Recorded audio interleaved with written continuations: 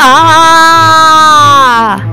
ও মা গো, মরে গেলাম গো, মরে গেলাম। এরকম একটা জায়গায় কোন হতচ্ছাড়ি সাবান ফেলেছে রে? এই মিনু, মিনু, কোথায় গেলি রে তুই হতচ্ছাড়ি? এদিকে আয়, তাড়াতাড়ি এসে দেখ আমার কি অবস্থা হয়ে গেছে। সব দোষ তোর। কোথায় যে গেছে ওই অপয়া মেয়েটা, কিছুই বুঝতে পারছি না। আরে মা, কিভাবে পড়ে গেলে বলো তো? আমি তো কিছু বুঝতে পারছি না। তোমার খুব লেগেছে তাই না মা?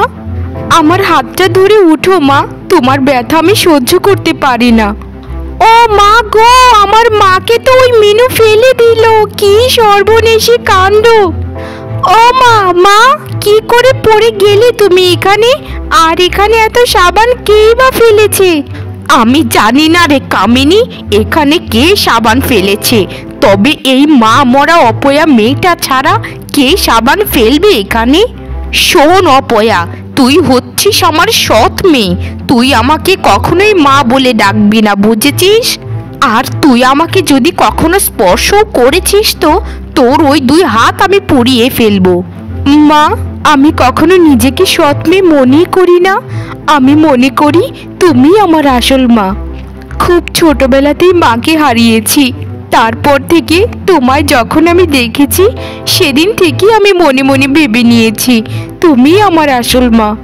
দয়া করে আমাকে মা ডাক থেকে বঞ্চিত করো না মা, তোমার 2টো পায়ে পড়ি। শোন মিনু, এরকম আদিক্ষেতাগুলো না দূরে গিয়ে দেখাস, বুঝেছিস? ও হচ্ছে আমার মা। আমার মাকে তুই মা বলে ডাকবি কেন রে? একটা কথা মনে রাখিস, তুই আমার সৎ বোন। কেন রে বোন কামিনী? আমি তোর আসল বোন হতে পারি না? আমাকে সৎ বলিস না দয়া করে। আমি তোকে মনে প্রাণে আপন বোন হিসেবে বিশ্বাস করি। এখানে কি হচ্ছে? হ্যাঁ, এখানে হচ্ছেটা কি? এখানে নাটকের সংলাপ চলছে। এখানে কতক্ষণ ধরে পড়ে আছি। কে রে কামিনী, আমাকে একটু ধরে তুলতে পারিস না? আর এই মিনুকে এখান থেকে বিদায় কর। না হলে একবার যদি আমি উঠতে পারি তো ওকে ঘাড় ধাক্কা দিয়ে বাড়ি থেকে বের করে দেব। সেটা কখনোই পারবে না মা। তুমি তো জানোই মা, বাবা মিনুকে কত ভালোবাসে। হতচ্ছাড়িটা এখান থেকে চলে গিয়েছে। এখন আমাকে হাতটা ধরে তুল, আমার কোমরটা এখন গেল বোধহয়। মা দেখো দেখো কে এসেছে। তোমার আমার প্রধান শক্তি আর হাতিয়ার, আমাদের প্রাণপ্রিয় মাসি এসেছে। এখন শুধু দেখতে থাকো মা, আমার মাসিমা ওই মিনুকে কিভাবে চিৎপটাং করে। বাহ বাহ বাহ বাহ বাহ রে শ্যামলী, তুই তো খুব ভালো সময়ে এখানে এসেছিস। তা তোকে কে খবরটা দিয়ে এখান পর্যন্ত আনলো বল তো? আমি তো তোকে কিছু বলিনি। যাক বাবা, এসেছিস যখন খুব ভালো করেছিস। আমাকে কে আর খবর দেবে? আমাদের কামিনী তো খবর দিল। ওই মা মরা অসভ্য মিনু নাকি তোমাদেরকে জ্বালিয়ে পুড়িয়ে ছারখার করে ফেলছে। তাই তো এলাম ওকে শায়েস্তা করতে। শায়েস্তা করেই আমি এখান থেকে যাব, না হলে এখান থেকে নড়ছে না বাপু। তুই পারবি, বুঝেছিস? তুই পারবি। ওই মিনুকে একটা বড় সড়ো শাস্তি দিতে তুই পারবি। আমরা মা মেয়ে কিচ্ছুই করতে পারছি না রে। আমার স্বামী তো মিনু ছাড়া একদম অসহায়। সারাদিন শুধু মিনু মিনু মিনু মিনু করতে থাকে। আমার কামিনীকে নিয়েও তো এত ভাবে না যেটা সে মিনুকে নিয়ে ভাবে। ভাববে কি করে? বাবা তো একদিন আমাকে সরাসরি বলে ফেলেছিল আমি নাকি অনেক কচুটে স্বভাবের হয়েছি। তার মেয়ে মিনু নাকি অনেক ভদ্র স্বভাবের, অনেক ভালো মানুষ, মানুষের সাথে কত ভালো আচরণ করে। আর আমি নাকি মানুষকে সারাক্ষণ হিংসা করি। এসব তুই কি বলছিস রে কামিনী? আর দিদি, জীবনে কি করেছো? বরকে কখনো হাত করতে পারোনি? আমাকে দেখো, আমি আমার বরকে হাতের মুঠোয় রাখি সব সময়। উঠতে বললে উঠে, বসতে বললে বসে। আচ্ছা যাই হোক, এসব বাদ দাও কথা। তা ওই মিনু কোথায় গেছে? তাকে তো আসার সময় কোথাও দেখতে পাইনি। কই আর যাবে? দেখ গিয়ে, কোনো জঙ্গল বন বাদারে ঘুরে বেড়াচ্ছে। তার আর কাজ কি? সারাদিন ঢো ঢো করে পাড়া বেড়ানো। শ্যামলী, চল তো গিয়ে দেখি ওই মেয়েটা কোথায় গেছে। মিনু, এই মিনু, কোথায় গেলি রে হতচ্ছাড়ি? এখানে তো এখনো রান্না চাপাসনি। রান্না যদি না করিস আমরা খাবোটা কি? মিনু, এই মিনু, কোথায় গেলি রে অপয়া মেয়ে? আরে মাসি, তুমি কখন এলে? মা তো তোমার কথা কখনোই কিছু বলেনি, না হলে তোমার জন্য আমি আলাদা করে রান্না করে রাখতাম। মাসি, তুমি একদম চিন্তা করো না, তুমি গিয়ে ঘরে একটু বিশ্রাম করো, আমি তোমার জন্য ঝটপট রান্নাটা করে ফেলছি। আসলে আমি একটু পুকুর ঘাটে গিয়েছিলাম, অনেক কাপড় জমা হয়েছিল তো, সেগুলো ধোয়ার জন্য। তোকে এত বড় সাহস কে দিয়েছে যে আমাকে মাসি ডাকছিস? তোর কোন দিক দিয়ে আমি মাসি বলতো? তুই হচ্ছিস আমার বড় বোনের সতীনের মেয়ে আর আমার বড় বোনের সৎ মেয়ে। যেখানে আমার বড় বোন তোকে মেয়ে হিসেবেই গণ্য করে না, সেখানে আমি তোকে কিভাবে বোনজি হিসেবে গণ্য করব? এই মেয়ে যতদিনই সংসারে থাকবে ততদিনই আমি আর আমার মেয়ে মিলে মরে যাব। দেখেছি শ্যামলী কোনো কাজই করে না, সে সারাটা দিন ঢো ঢো করে ঘুরে বেড়ায়। তোকে কে বলেছিল রে আগে কাপড় ধুতে? আগে রান্নাটা করতিস। ঘরের মানুষগুলো থাকবে উপবাস, আর সে গিয়ে পুকুর পাড়ে বসে বসে গল্প করবে আর একটু আধটু কাপড় ধোবে। বাহ বাবা বাবা বাহ!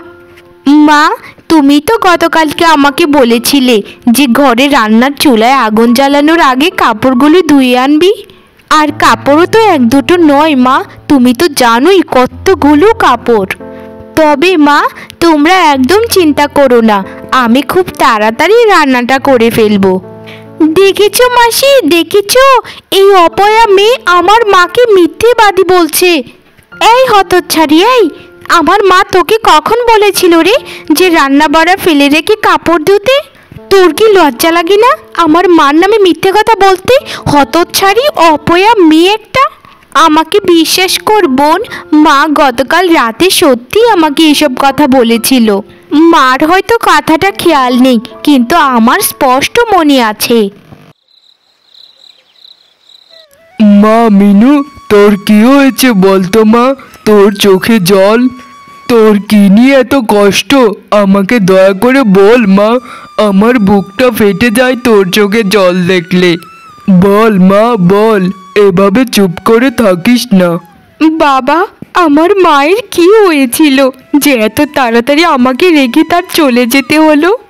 আমার বোনকে আমি বোন বললে বোন অনেক রাগ করে, আর আমার মাকে মা বললে সে বলে আমি নাকি তার সৎ মেয়ে। কেন বাবা, কেন? তুমি কি বলতে পারবে আমি তাকে মা বলে ডাকলে কি এমন ক্ষতি হয়ে যায়? তোর মা যখন তোকে একদম ছোট রেখে মারা গিয়েছিল, তখন আমি তোর কথা চিন্তা করেই আবার দ্বিতীয় বিবাহ করেছিলাম। ভেবেছিলাম তোর নতুন মা আসলে তোর মনটা অনেক ভালো লাগবে, আর একটা মাকেও পাবি নতুন। তাকে এ বাড়িতে আনার কারণই ছিল তোর জন্য। ভেবেছিলাম তার দ্বারা তোর মায়ের অভাবটা পূরণ হয়ে যাবে, কিন্তু আফসোস সেটা হয়নি। সেটা তো কখনোই হবে না বাবা, কারণ আমার কপালটাই পোড়া। আমার কপালেই কোনোদিন সুখ লেখা ছিল না। যদি কপালে সুখ লেখা থাকতো কোনোদিন, তাহলে আমার সৎমা আমাকে মেনে নিত। কিন্তু ছোটবেলা থেকেই আমার নতুন মাকে কোনো দিনও মা বলে ডাকতে পারিনি, মন ভরে কথা বলতে পারিনি। এই কষ্ট, এই যন্ত্রণা তো তারা বুঝবে না বাবা। বুঝবে না রে মা, বুঝবে না, কারণ তাদের পাষাণ হৃদয় কখনো গলেই না। তবে মা, তুই নিজেকে এত একা ভাবিস কেন বলতো? তোর বাবাও কি মরে গেছে নাকি? তোর বাবা এখনো বেঁচে আছে, এটা মনে রাখিস। আমার মৃত্যুর আগে তোর একটা শক্ত বন্দোবস্ত করে যাব, তুই কোনো চিন্তা করিস না মা। তুই হচ্ছিস আমার প্রাণ, যাকে ছাড়া এক মুহূর্ত বাঁচা যায় না। বাবা, তুমি যাই বলো না কেন, মৃত্যুর কথা আর কোনো দিনও তুমি মুখ দিয়ে বলবে না। তুমি যদি মরে যাও তাহলে আমিও মরে যাব, এই শেষবারের মতো বলে দিলাম। আর যদি কখনো এইসব কথা বলেছো তো তখন তোমার সাথে হবে। আচ্ছা রে মা, আচ্ছা, আমার পাগলি মেয়েটা, আমি কখনো এইসব কথা বলবো না আর। এই তো আমার লক্ষ্মী বাবা, তোমায় খুব ভালোবাসি বাবা। তুমি ছাড়া এই পৃথিবীতে আমার আপন বলতে কেউই নেই। গিন্নি, আমার মেয়ে মিনুর জন্য একটা খুবই ভালো পাত্র দেখেছি। মিনু তো তোমাদের বোঝা, তাই না? তাই এই বোঝাটাকে হালকা করে দিচ্ছি। আমার বন্ধুর ছেলের সাথে মিনুর বিয়ে হবে, সে অনেক বড় ব্যবসায়ী। তোমার ওই বন্ধুর ছেলেকে না আমার মেয়ে কামিনী পছন্দ করতো? তোমার কত বড় সাহস! তুমি তোমার মেয়েকে তোমার স্বার্থ হাসিলের জন্য তার কাছে বিয়ে দিতে চাইছো। তোমার বন্ধুর ছেলে তো অনেক বিত্তবান, প্রভাবশালী। ওই ছেলের সাথে আমার মেয়ে কামিনীরই বিয়ে হবে, এটাই শেষ কথা। এই বিয়ে হবে না, বুঝেছো? এই বিয়ে হবে না। সব সময় তো তুমি বাবা নিজের মেয়ের কথাই ভাবো, আমার কথা কোনোদিন তুমি ভেবেছো? তোমার মেয়ে মিনু তো খুব ভালো মেয়ে, আর আমি তো সবসময় কুচুটিগিরি করি, তাই না? কিন্তু শোনো বাবা, তোমার বন্ধুর ছেলের সাথে যদি মিনুর বিয়ে দিয়েছো তাহলে দেখবে আমি কতটা খারাপ। কামিনী, আমি কিন্তু তোর বাবা, সেটা কিন্তু ভুলে যাচ্ছিস তুই। আমার সাথে ভদ্রভাবে কথা বল। দেখ দেখ দিদি, তোর বরের অবস্থা দেখ। তার মেয়ে মিনুকে কিছু বলতেই তেলে বেগুনে জ্বলে উঠল। জামাইবাবু, আপনি কিন্তু ভুলে যাচ্ছেন, মিনু শুধু একটাই আপনার মেয়ে নয়, আপনার কিন্তু আরও একটা মেয়ে আছে ঘরে। কামিনী যখন আপনার বন্ধুর ছেলেকে পছন্দ করে, তবে কামিনীর সাথেই তার বিয়েটা ঠিক হোক। ওরা যা কোছুটে ছিল সেখানে তুমি এসে আরো কোছুটেগিরি শিখাচ্ছ। শোনো, আমার বন্ধুর ছেলেও কিন্তু মিনুকে খুব পছন্দ করে, তাই আমাদের কথাই তো আর হবে না। ছেলে পক্ষ যাকে পছন্দ করেছে তার সাথেই তাকে বিয়ে দিতে হবে। আগে তোমাদের ঘরের কাঁটাটা বিদায় হোক, তারপর তোমাদের মেয়েকে তুমি যেভাবে ইচ্ছে সেভাবে বিয়ে দিও। বুঝেছি, বুঝেছি তোমার সব কথা। আমি যদি মরে গিয়ে কান্না করে করে বলি যে ওই ছেলের সাথে মিনুকে বিয়ে দিও না, তবু তুমি ওই ছেলের সাথেই মিনুকে বিয়ে দেবে। কারণ কি জানো? কারণ তুমি তো চাও যেন আমার মেয়েটা সবসময় দুঃখে কষ্টে থাকে, আর তোমার মেয়েটা যেন খুবই সুখে শান্তিতে থাকে। যদি মনে করে এমনটাই চাই তাহলে ঠিক আছে, আমি এমনটাই চাই। আমার মা মরা মেয়েটাকে তোমরা যে পরিমাণে অত্যাচার করো সেটা মানুষের সাথে মানুষ করে না। সারাটা দিন ধরে গাধার মতো খাটাও, ঠিকমতো খাবারও দাও না, আর আমি বাড়িতে থাকলে তো মারধরও করো। দেখেছিস রে দিদি, জামাই বাবু তোর কত ভুল ধরছে। ধরতে দে শ্যামলী, ধরতে দে। চোরের 10 দিন আর মালিকের 1 দিন, এটা মনে রাখিস। শোন দিদি, জামাই বাবুর যা অবস্থা, এই বিয়ে কখনোই ভাঙবে না। তাই তোকে ডেকেছি এই মাঝরাতে। শোন আমার সব কথা মন দিয়ে। বল রে ছোট, আমাকে তাড়াতাড়ি বল, কি বুদ্ধি। আমার শরীরে আগুন জ্বলছে। দেখেছিস ওর কত বড় সাহস, আমার মেয়েটার কথা চিন্তা না করে তার মেয়েটার কথা চিন্তা করছে। শোন তাহলে দিদি।